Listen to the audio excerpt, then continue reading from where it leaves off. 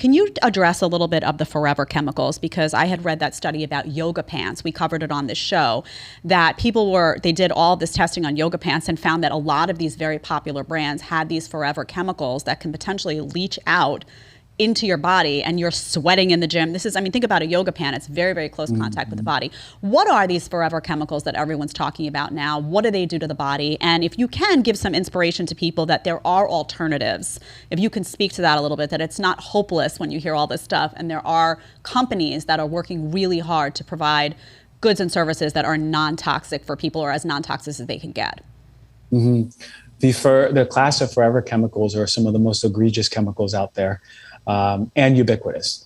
When it comes to forever chemicals, those are polyfluorinated chemicals. They're called PFAS, P-F-A-S. And it's not just one chemical, it's many, many chemicals. If you think of Teflon, most of us have seen a Teflon cooking pan. That nonstick phenomenon is because of these polyfluorinated chemicals. There's a membrane that is waterproof. It's hydrophobic. So this membrane, that phenomenon, was put into clothes for quite a while. So if you think about outdoor clothes, right?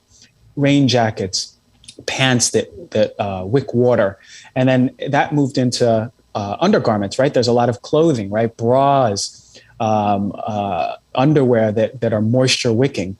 And then that moved into the yoga pants phenomenon, which is, for most people, moisture wicking. So anytime you see waterproof, moisture wicking, wrinkle free, stain free, these things that are kind of too good to be true, you can almost guarantee that this chemical has been used. Well, why is it a problem? For multiple reasons.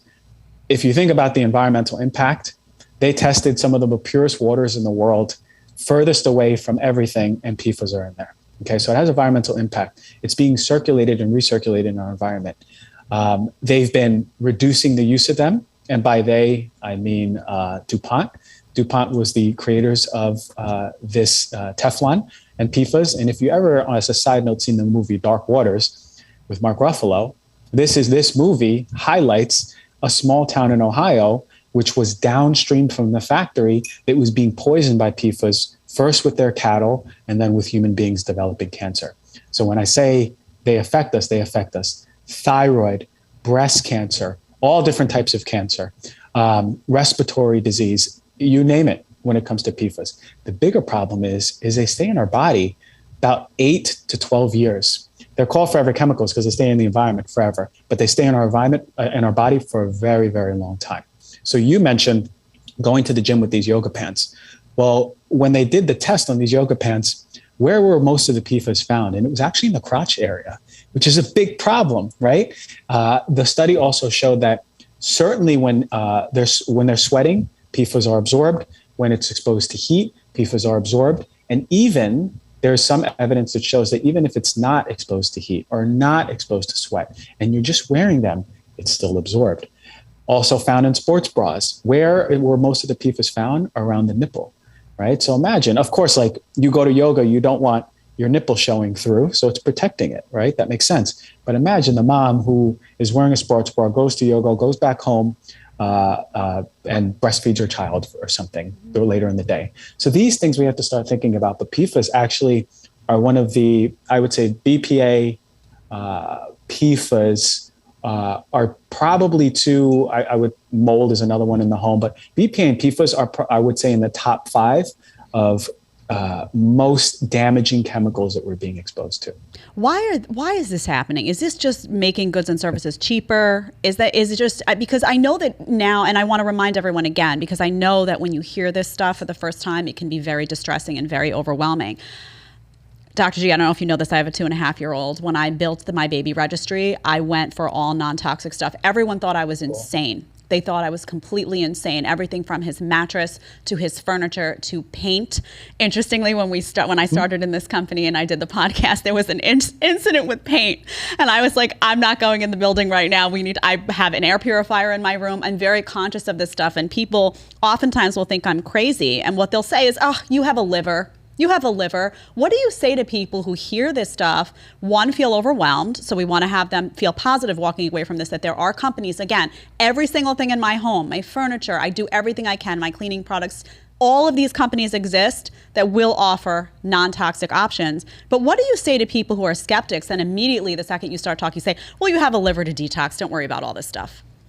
I mean, yeah, of course we have a liver to detox, and we have kidneys, and we have skin, and we poop, right? And we sweat. We have mechanisms, but that doesn't mean that they're not overwhelmed. And certainly if you're suffering with disease, you can almost guarantee that your emunctories or routes of detoxification are overwhelmed. If someone is telling me and they're in the best health and they actually go by the philosophy that I have a liver, so I'm fine, then I listen. But if that person has any mental, emotional, or physical disruption and they say I have a liver, well, then it might be a problem, right? Our liver can detoxify or break down, metabolize so much. Our kidneys can do so much. Our skin, we poop, we sweat. But that doesn't mean that the cup isn't filling or filled up for so many people. And a major driver of filling up this cup, and when it overflows, disease manifests, a major driver is toxic load. The size of that cup is determined by you genetically and also how stressed you are. But that cup, regardless for anyone, is filling up, right? By living in this world, it's filling up. But it would behoove us then to go, okay, how can I make the small changes in my home? It doesn't have to be in the first month. It could be 3 years. It could be a 4-year plan.